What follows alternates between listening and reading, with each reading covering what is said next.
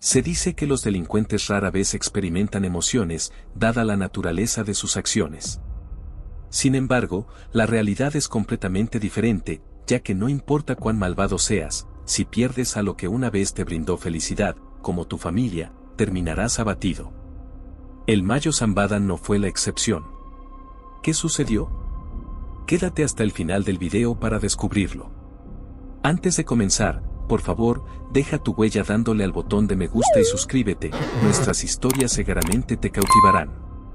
Ahora, activa la campanita para que podamos iniciar.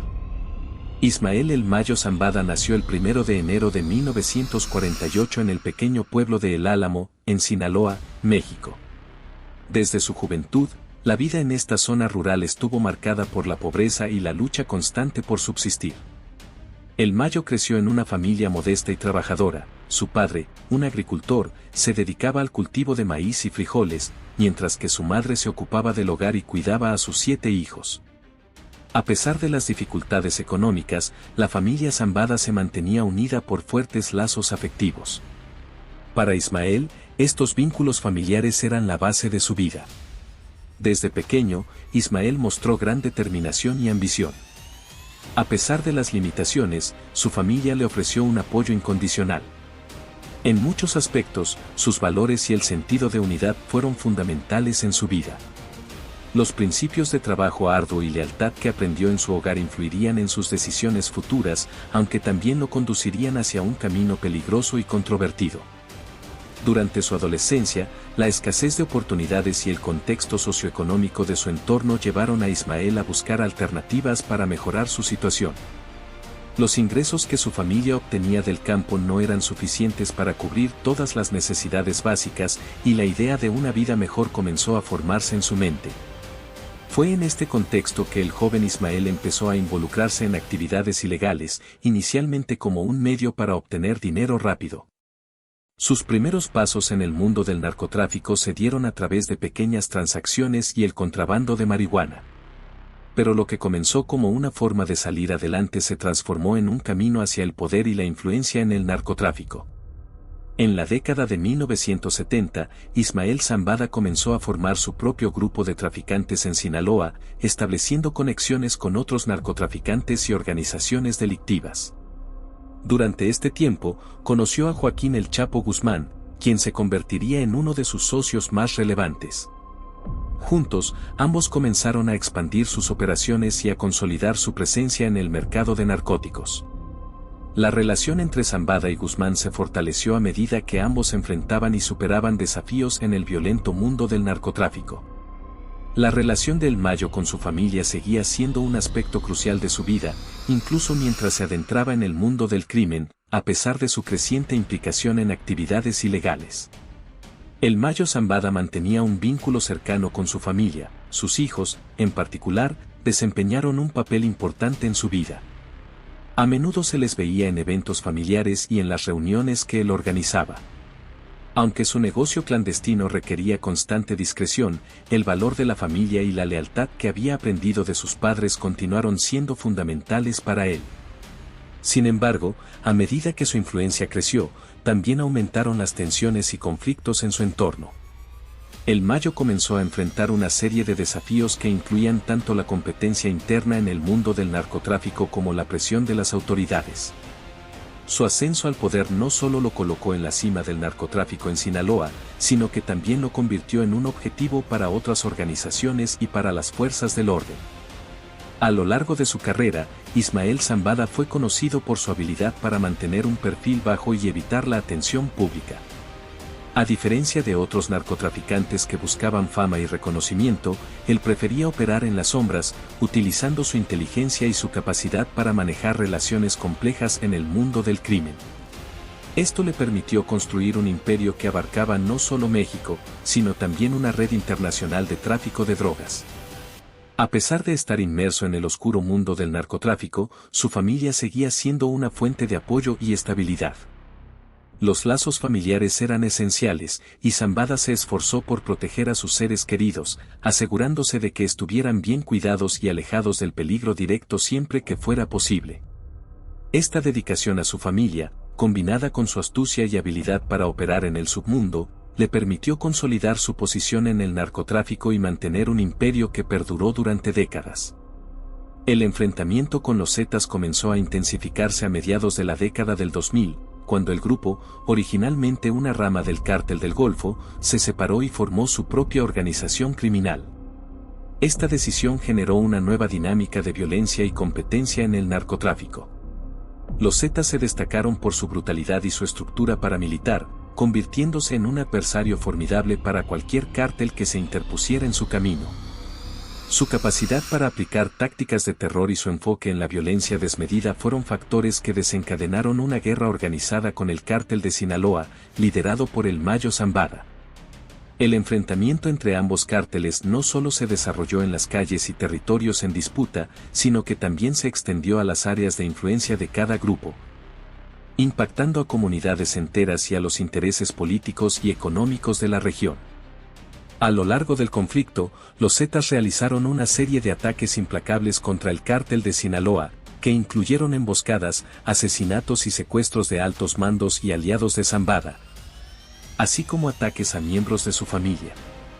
La brutalidad de los Zetas se evidenció en incidentes como la masacre en San Fernando en 2011, donde fueron asesinadas 72 personas, muchas de las cuales eran migrantes que intentaban cruzar el país. Aunque el ataque no estaba dirigido directamente a Zambada, el mensaje de violencia tuvo repercusiones que afectaron a todos los grupos en la región.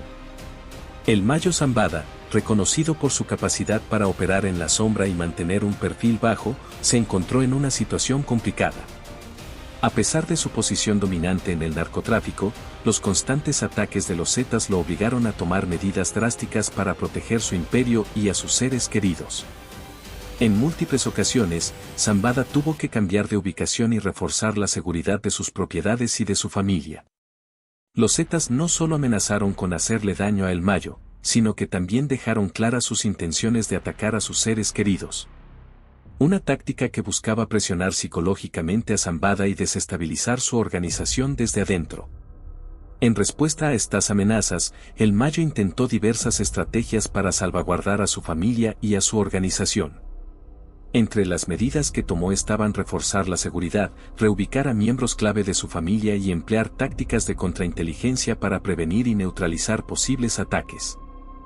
A pesar de estos esfuerzos, la amenaza constante y la necesidad de mantener a su familia a salvo añadieron una capa adicional de complejidad a su liderazgo y a sus operaciones. Una de las principales estrategias de los Zetas fue utilizar el miedo como herramienta de guerra. En este contexto, esto significaba enviar mensajes claros a sus adversarios mediante actos de violencia extrema. Para Zambada, esto se tradujo en un ambiente de inseguridad y peligro continuo, en el que cada movimiento debía ser calculado con cuidado para evitar ser blanco de ataques. El Mayo tuvo que mantener a sus seres queridos en el anonimato y protegerlos de posibles represalias por parte de los Zetas, lo que a menudo significaba separarlos y ocultarlos en lugares seguros. El conflicto también afectó las operaciones del Cártel de Sinaloa en términos de recursos y logística. Las constantes batallas y la necesidad de proteger territorios clave generaron un desgaste en los recursos y en la capacidad operativa del cártel. Por cierto, si te está gustando el video, te invitamos a que nos regales tu me gusta y actives la campanita de notificaciones para que no te pierdas ninguno de nuestros videos. Continuamos. El comienzo del tormento para el Mayo Zambada apenas llegó a la prisión. Zambada se encontró rodeado de un ambiente hostil y de reclusos que le manifestaron su desdén con una serie de agresiones físicas. Las primeras semanas se caracterizaron por frecuentes golpizas, aislamiento extremo y un trato deshumanizante diseñado para quebrantar su voluntad. El Mayo no solo enfrentó embates físicos, sino que también fue sometido a una serie de humillaciones y torturas psicológicas destinadas a romper su espíritu. Las noches en la cárcel eran especialmente duras. Acostumbrado a una vida de poder y respeto, Zambada se halló en una situación donde cada día se convertía en una lucha por la supervivencia. A menudo lo encerraban en un cuarto oscuro y aislado durante largas horas, privado de comida y agua. Las condiciones eran tan extremas que los oficiales y reclusos se tomaban la libertad de infligir castigos sin motivo alguno, simplemente por el placer de ver a un hombre tan temido reducido a una sombra de lo que solía ser. Sin embargo, el golpe más devastador llegó 2 semanas después de su llegada. En una cruel ironía del destino, la noticia que le llegó a Zambada superó el umbral del dolor físico y psicológico al que ya estaba sometido. Los Zetas, el temido grupo rival con el que Zambada había librado una feroz batalla durante años, habían llevado a cabo una de las acciones más despiadadas en su historia de conflictos. Aprovechando la vulnerabilidad de Zambada tras su captura, decidieron cumplir con una de sus amenazas más temidas y, lo que es peor, lo hicieron en un momento en que el Mayo ya se encontraba en un estado de debilidad extrema. La noticia de la masacre llegó a Zambada como un golpe de gracia en el complejo y sombrío mundo de la prisión, donde cada rincón parecía ser un recordatorio constante de su caída. La noticia de que su familia había sido exterminada a manos de los Zetas hizo que el Mayo cayera en un colapso total. Cada miembro de su familia, que había sido una fuente de orgullo y poder, había sido brutalmente asesinado. Los Zetas no solo buscaban vengarse de Zambada, sino que también pretendían destruir el núcleo de su vida, lo que lograron con una frialdad y crueldad incomparables. Por cierto, si estás disfrutando el video, te invitamos a que nos des tu me gusta y actives la campanita de notificaciones para que no te pierdas ninguno de nuestros videos. Continuemos. La amenaza contra Bukele. El Mayo Zambada, a pesar de estar recluido en el Secot, un centro penitenciario conocido por su estricta seguridad y condiciones severas, no perdió su capacidad para manipular y ejercer presión. Frustrado y agotado por los constantes abusos y torturas a las que era sometido, decidió enviar un mensaje directo a Bukele. En su comunicación, Zambada dejó claro que no toleraría más el maltrato que estaba recibiendo. Expresó de forma explícita que, si sus demandas no eran cumplidas, el presidente lamentaría su decisión de mantenerlo en esas condiciones. El mensaje fue transmitido a través de canales discretos que, a pesar de las medidas de seguridad del Secot, lograron llegar a las manos del mandatario. El contenido del mensaje reflejaba la desesperación de Zambada, pero también su astucia y habilidad para generar miedo. En él, no solo amenazaba con represalias personales hacia Bukele, sino que también prometía causar estragos en su administración si no se tomaban medidas para mejorar su situación. El Mayo sabía que sus palabras tenían el potencial de inquietar al presidente, apelando a su temor a un posible enfrentamiento con el infame narcotraficante. Sin embargo, Nayib Bukele, conocido por su actitud firme y su enfoque implacable contra el crimen organizado, no se dejó intimidar. En lugar de ceder a las amenazas de Zambada, el presidente decidió adoptar una postura dura. Bukele tenía claro que cualquier muestra de debilidad podría ser interpretada como una señal de vulnerabilidad, algo que no estaba dispuesto a permitir. En lugar de retroceder, optó por enfrentar la situación de manera más discreta. En una muestra de determinación, Bukele decidió visitar personalmente el Secot para confrontar a Zambada. La visita del presidente no fue solo un acto simbólico, era una declaración de que no habría lugar para concesiones ni indulgencias. Al llegar a la prisión, Bukele fue recibido con una mezcla de sorpresa y tensión por parte del personal penitenciario y de los propios internos. Su presencia en el Secot enviaba un claro mensaje de que estaba dispuesto a ir al límite para demostrar su autoridad y controlar la situación. La confrontación entre Bukele y Zambada fue un encuentro cargado de tensión. El presidente, reconocido por su capacidad para enfrentar desafíos con firmeza y decisión, se dirigió a Zambada con una actitud contundente. Le dijo de manera clara y directa que se pudriría en la cárcel, que no habría lugar para indulgencias. La respuesta de Bukele fue tajante, sin dejar espacio para interpretaciones. En lugar de negociar o comprometerse a satisfacer las demandas de Zambada, Bukele dejó en claro que la vida del Mayo en el Secot se volvería aún más difícil. Las palabras del presidente llevaron a una intensificación inmediata de las condiciones dentro de la prisión. Los días siguientes fueron un verdadero infierno para Zambada. El presidente ordenó que se implementaran medidas aún más drásticas para asegurarse de que Zambada sufriera las consecuencias de su desafío.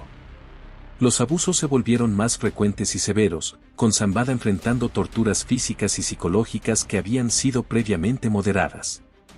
Fue sometido a largas horas de aislamiento en un cuarto oscuro, sin comida ni agua, como castigo por su osadía.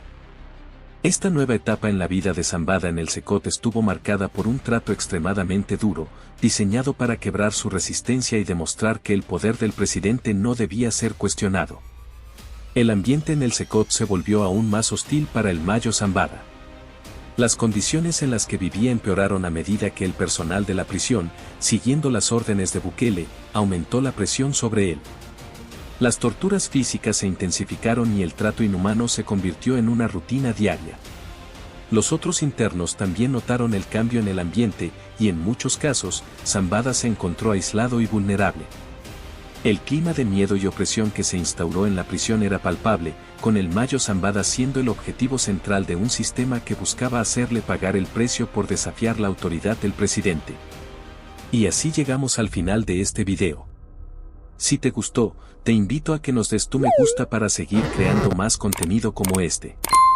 Además, no olvides suscribirte y activar la campanita para que no te pierdas ninguno de nuestros nuevos videos. Te deseo un gran día. Hasta la próxima.